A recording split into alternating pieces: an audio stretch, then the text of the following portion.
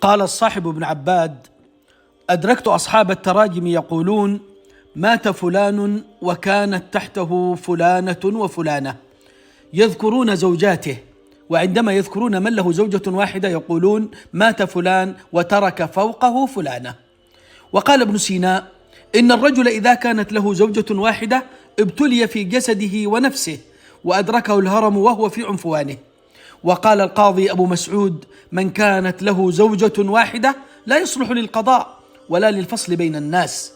وقال ابن حيان التوحيدي: أدركت قوما لا يجلسون بينهم من كانت له زوجة واحدة يحسبونهم من صغار الناس. وقال ابن خلدون: تبصرت في الأمم الهالكة فوجدتهم اعتادوا أن تكون لهم زوجة واحدة. وقال العابد بن ميسار: لا تستقيم عبادة الرجل إذا كانت له خيلة واحدة أي زوجة واحدة. وقيل لابن يونس المزني: لما اليهود والنصارى تركوا التعدد أي لهم زوجة واحدة؟ قال: أولئك أقوام ضربت عليهم الذلة والمسكنة وباءوا بغضب من الله. وقيل لأبي معروف الكرخي: ما الحكم في قوم زعموا الزهد فلا يتزوجون إلا واحدة؟